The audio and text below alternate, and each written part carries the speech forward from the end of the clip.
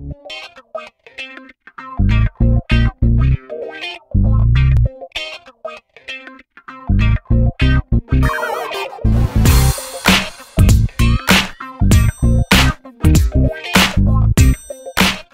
bien, bonjour, l'objectif de cette vidéo est de parler de somme et produit des racines d'un polynôme du second degré. Cette vidéo s'effectue dans le cadre de l'enseignement spécialité mathématiques de niveau première.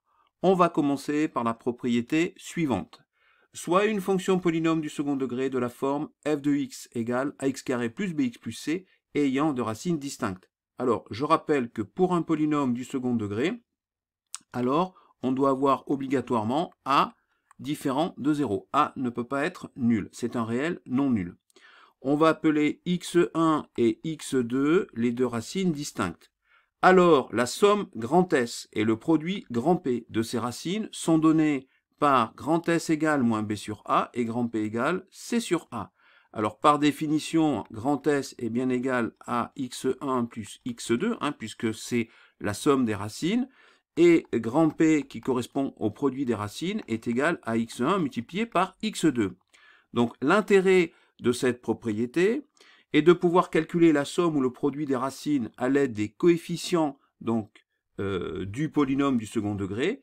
Comme cela, si je connais au moins une des deux racines, je pourrai, grâce à ces formules, déterminer la deuxième racine. C'est l'intérêt de cette propriété. On va voir maintenant la démonstration.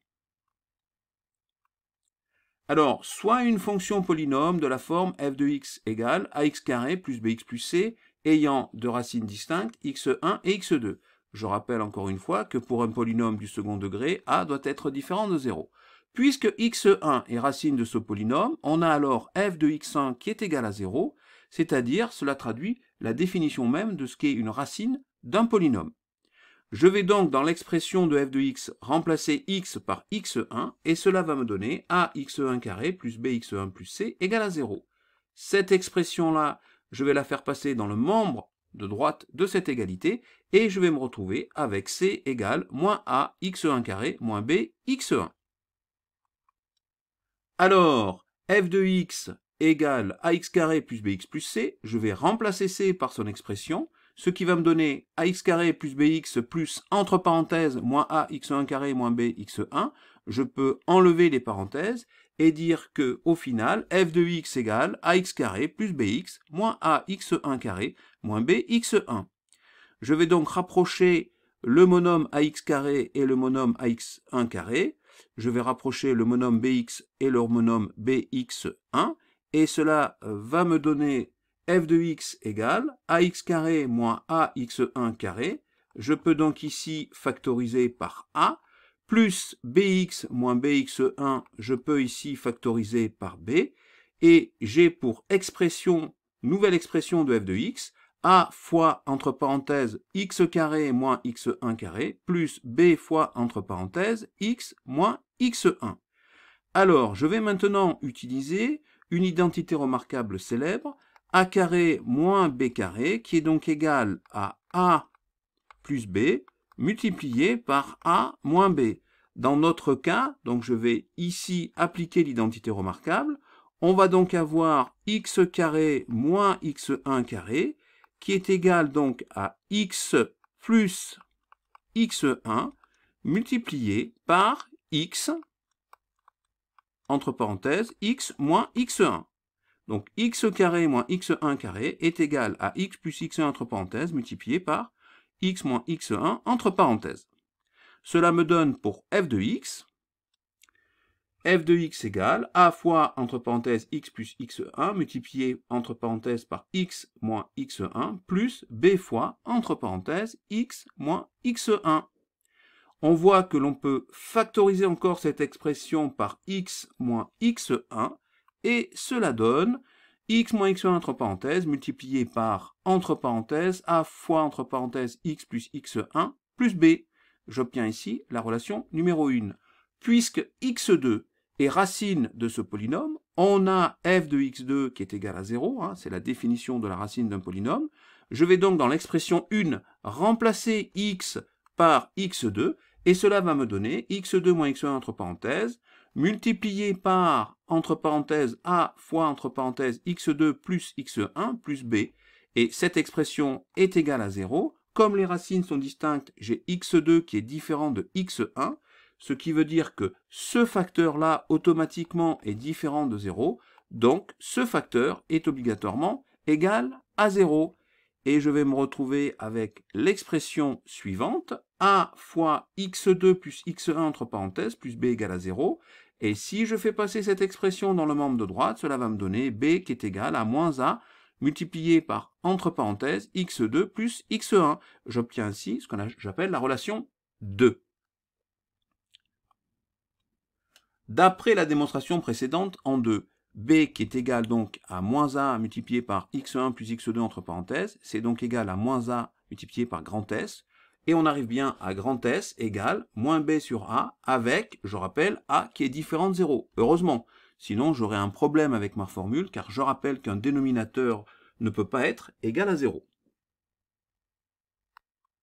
D'autre part, f de x égale a fois x moins x1 entre parenthèses multiplié par x moins x2 entre parenthèses. C'est ce qu'on appelle la forme factorisée du polynôme. Cette présentation a été déjà faite dans une vidéo précédente. Si maintenant je développe cette expression, je rappelle a fois x, alors je vais d'abord faire pour développer, pour que ça soit plus simple. Ici donc x fois x, ça me donne bien x carré. X fois moins x2, ça fait bien moins x, x2. Moins x1 fois x, ça fait bien moins x1, x. Et moins x1 fois moins x2, ça fait bien x1, x2. Plus, parce que moins multiplié par moins, ça fait plus. Et le tout à chaque fois multiplié par a. J'obtiens donc f de x égale ax carré moins a x1, x moins a x2, x plus a fois x1, x2. L'on voit que l'on peut factoriser ces deux expressions par moins a x à chaque fois, moins a x.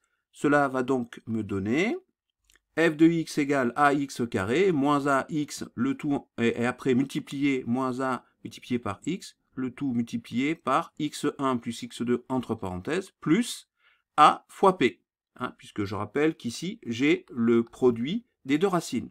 Donc f de x, je le répète, est donc égal à a fois x carré, moins a fois, entre parenthèses, x1 plus x2 fois x. J'ai factorisé par moins a, x. Puisque b est égal à moins a multiplié par x1 plus x2 entre parenthèses, on a f de x égale ax carré plus bx, je remplace cette expression par b, plus a fois p. Et je sais aussi que f de x est égal, par définition, à ax carré plus bx plus c. Donc on voit bien que a fois p est donc égal à c. On va pouvoir en déduire une expression de p. On en déduit a fois p égale c, soit p, grand P, égale c sur a avec a différent de 0. Heureusement, je rappelle qu'on a un polynôme de degré 2, donc le nombre a obligatoirement est différent de 0. Sinon on serait embêté, parce qu'un dénominateur ne peut pas être égal à 0, et donc j'ai bien démontré ici que le produit des deux racines, x1 fois x2, est égal aussi à c sur a. Donc la démonstration c'est fini, on va passer à un exercice pour mettre en pratique cette propriété. Alors, soit f, une fonction polynôme du second degré de la forme f de x égale 2x carré plus 4x moins 30. Premièrement, vérifier que 3 est une racine de ce polynôme. Deuxièmement, calculer la deuxième racine. Donc on voit tout à fait l'intérêt de cette propriété, c'est que si je connais l'une des deux racines, grâce à la formule de grand S ou de grand P, je vais pouvoir déterminer la deuxième racine. Alors, premièrement, f de 3 égale 2 fois 3 au carré plus 4 fois 3 moins 30. J'ai remplacé x par 3. Cela me donne 2 fois 9, 18, plus 4 fois 3, 12, moins 30, c'est-à-dire 30 moins 30, j'obtiens 0. Donc f de 3 égale à 0. Donc 3 est une racine de ce polynôme, pas de souci. Deuxièmement, avec f de x égale 2x carré plus 4x moins 30, on a donc le nombre a qui est égal à 2, b qui est égal à 4, et c qui est égal à moins 30. On sait que grand S qui est égal à x1 plus x2, somme des racines, est aussi égal à 3 plus x2. Je remplace x1 par sa valeur 3 plus x2. Et je sais aussi que grand S, d'après la propriété que je viens de démontrer précédemment, c'est égal à moins b sur a, c'est-à-dire moins 4 divisé par 2, c'est-à-dire moins 2. Je me retrouve avec une équation, 3 plus x2 égale moins 2. Je vais donc faire passer le 3 dans le membre de droite de l'égalité, ce qui va devenir moins 3. Et donc, au final, x2 égale moins 2 moins 3, c'est égal à moins 5. Donc, j'ai calculé la deuxième racine grâce à la formule de grand S qui est égale à moins b sur a. On voit que ça va marcher aussi avec grand P. Ça me permet de vérifier que ce que j'ai trouvé est tout à fait correct. On sait aussi que grand P égale x1 fois x2, c'est-à-dire 3 fois x2. J'ai remplacé x1 par 3. D'après la propriété précédente que je viens de démontrer, grand P égale C sur A. C est égal à moins 30, A est égal à 2. Moins 30 divisé par 2, eh bien ça fait moins 15. Et je me retrouve avec 3 fois x2 qui est égal à moins 15. Donc x2 égale moins 15 divisé par 3, c'est-à-dire moins 5. Je retrouve le même résultat. Je suis rassuré. Mes calculs sont bons. En conclusion, on a 3 et moins 5 comme racine du polynôme f. Et bien voilà, c'est la fin de cette vidéo. J'espère qu'elle vous a plu. Et je vous dis donc à bientôt sur la chaîne YouTube ainsi que le site Scol Mathématiques.